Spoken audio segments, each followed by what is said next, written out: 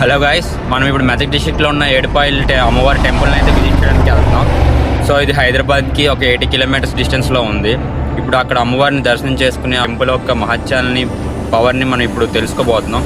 So రండి, travel చేద్దాం.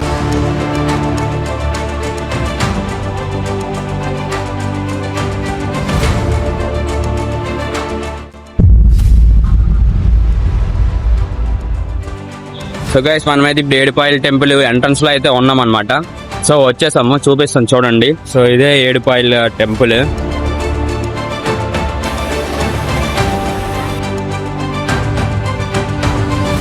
మనకి తెలుసు కదా, ఆంధ్రలో తలుపులమ్మలో ఎట్లా ఉంటుందో ఇక్కడ ఏడుపాయల అమ్మవారు అలా జరుపుకుంటారు మెదక్ డిస్ట్రిక్ట్ లో.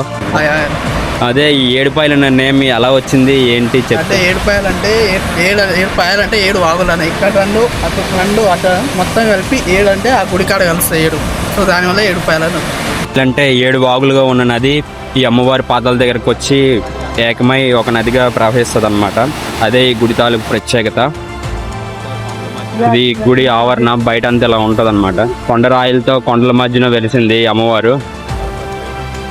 మొత్తం ఎంతో ఆహ్లాదకరంగా, ఎంతో సంతోషంగా గడపచ్చు ఇక్కడ టైం.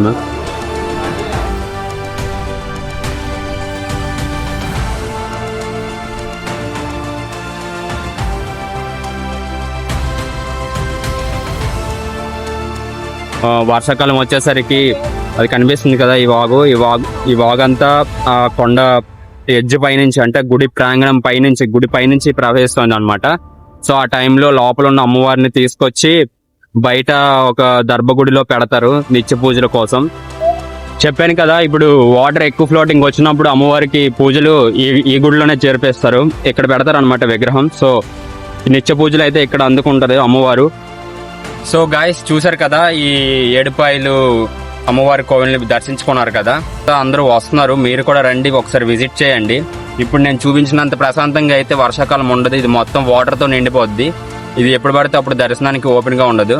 ఇక్కడ ఏ రోజైతే వీలుగా ఉంటుందో ఆ రోజు మాత్రమే మనం దర్శించుకోగలం. అందుకే దీనికి ఒక ప్రత్యేకత. చాలా మంది వచ్చి ఈ అమ్మవారిని అంతలా నమ్మేది అందుకే. మీరు ఎప్పుడు అనుకుంటే అప్పుడు దర్శనం జరగదు. అమ్మవారి అనుకున్న రోజున మాత్రమే మీకు దర్శనం దొరుకుతుంది.